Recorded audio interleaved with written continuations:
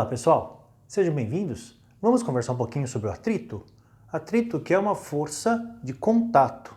Atrito que é uma força, moçada, que atua contrário ao escorregamento. Vamos fazer algumas anotações, certo? Então, atrito aqui é uma força de contato. Força de contato, porque tem que ter contato entre a superfície. Você não consegue atrito sem o contato. Estamos aqui no primeiro momento tratando o atrito mecânico, atrito entre corpos, então o roçar entre corpos, certo? Essa força de contato, então, tem atuação contrária ao escorregamento. Escorregamento. Legal? Digo isso porque, moçada, é para desmistificar um pouquinho uma terminologia que é muito comum, falar que é contrário ao movimento. Não discordo, mas eu acho que é um pouco incompleta. Por quê? Contrário ao movimento é perfeito para você analisar a situação quando você fala de um corpo rígido. Então, se você tem um corpo rígido aqui, perfeito. E nesse corpo rígido, eu vou puxar esse corpo, eu vou aplicar aqui uma força de tração, perfeito? Uma força de tração. Como eu vou arrastá-lo para um lado, o atrito surge na região de contato entre os corpos, contrário ao escorregamento. Eu posso indicá-la aqui, certo? Tangente à superfície, porque ela atua na região de contato. Tá? Então, eu posso indicá-la aqui, ou, para facilitar a visualização, dá na mesma, você indicá-la aqui, ó, no centro do corpo. Então tá aí o atrito, uma força contrária ao escorregamento desse corpo. Ah, mas acontece também se não tiver força. Sim, você faz em um plano inclinado, né? Coloquei lá um corpinho num plano inclinado e esse corpo está sob efeito ali do peso. Sim, mas ele não escorrega. Não escorrega por quê? Porque tem uma força contrária ao escorregamento, o atrito.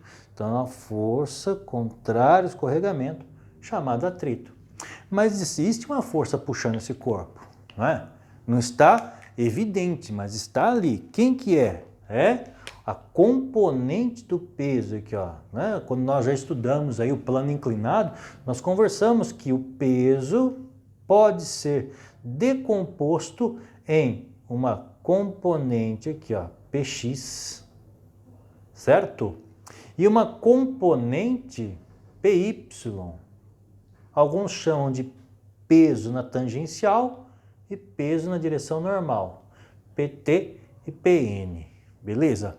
Tá? Peso na direção tangencial, peso na direção normal, tá? Px ou Py, perdão. Px e Py. Tá. Aí surge, obviamente, aqui a força normal contrária à penetração. Normal. Legal. Moçada, então você fala assim, poxa, o atrito se opondo ao escorregamento, né? A força que puxa ele para baixo ali.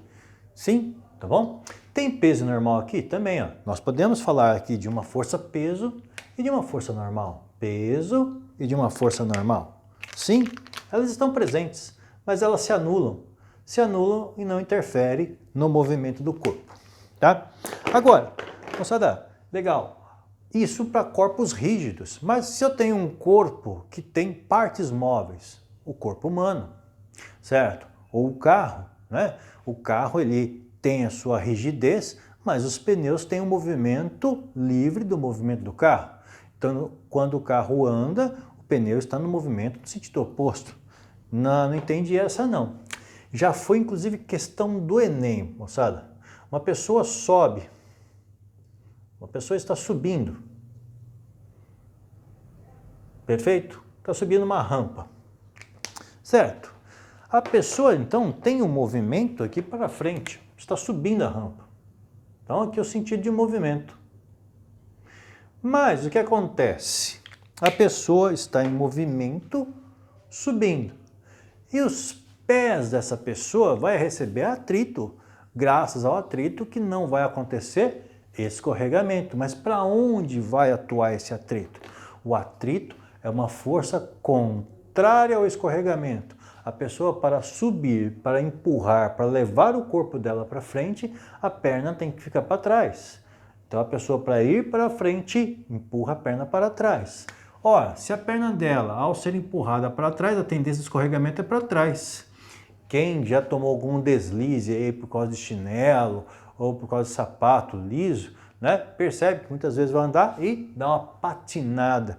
Por quê? Você quer andar para frente, mas patinou para trás. Sua tendência de escorregamento para trás. Então surge aqui o atrito contrário ao escorregamento. Muita gente errou essa questão aqui do Enem, uma questão fácil, uma questão dada, né? Mas por quê? Porque às vezes está com essa ideia na cabeça, né? Força contrária ao movimento. Ah, então se o movimento é para lá, contrário ao movimento, tem que ter um atrito para cá. E não é, né? Está acontecendo aqui o corpo para subir, então para a pessoa subir, então ela empurra o pé dela para trás. Então, para ela ir para frente, ela empurra o pé para trás. A tendência de escorregamento é para trás, então surge o atrito contra o escorregamento.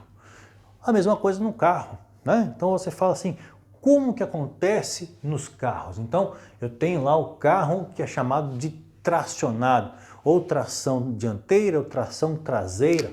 Então os carros, eles possuem, né, carros com tração dianteira e carros com tração traseira. Muito bem, está o carrinho aqui.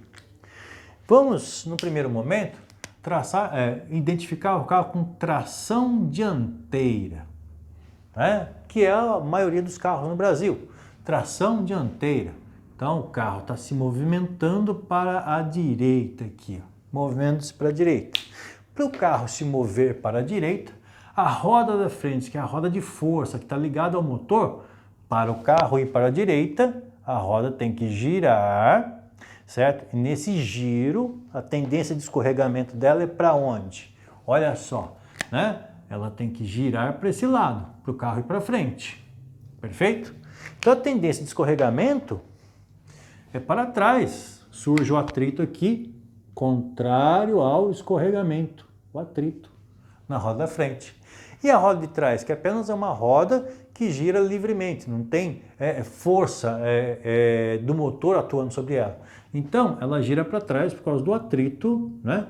A roda estava parada, devido ao atrito, então ela gira por causa desse atrito atuando para trás. Muito bem, isso num carro de tração dianteira. E num carro de tração traseira, o que vai acontecer? Carro de tração traseira, você vai ter aqui o carrinho e nesse carrinho de tração traseira, pensando novamente, eu tenho aqui um movimento e agora a roda de força, né, a roda que está ligada ao motor, é a roda traseira. Então essa roda vai fazer força para o carro se movimentar. Então vai girar nesse sentido e girando, colocando o carro em movimento. Poxa, então a tendência de escorregamento é para trás. Então surge o atrito contrário ao escorregamento, o atrito aqui.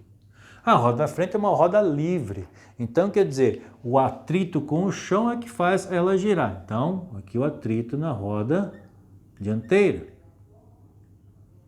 Perfeito. Aí você pode até me falar, tá, e se eu tiver um carro que tenha tração nas quatro rodas, atrito nas quatro rodas? Tração nas quatro rodas, então as quatro rodas vão ser rodas de força. Então nas quatro rodas o atrito vai ser contrário ao escorregamento. Quer dizer que num carro com tração nas quatro rodas, eu vou aqui desenvolver a ideia pensando que, poxa, eu tenho um veículo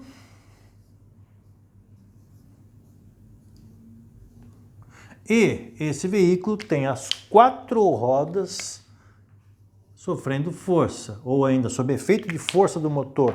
Então as quatro rodas têm tendência de escorregar para trás, portanto as quatro rodas têm atrito para a frente. Por isso que um carro de tração nas quatro rodas é um carro que tem muito mais pega na superfície, né? É um carro que tem muito mais atrito, muito mais tração, é um carro que adere muito mais à pista, perfeito? Tá? Então, porque as 4 rodas exercem força sobre a superfície. As 4 rodas estão ali exercendo atrito ou ainda tração. Legal? Então, dessa forma, moçada, a gente coloca força de atrito, que é uma força de contato contrária ao escorregamento. Força de atrito é uma força de contato contrária ao escorregamento. Tá? Seja para corpos rígidos ou para corpos que têm partes móveis. Legal? Vamos fazer um tratamento com equação no próximo encontro. Até já!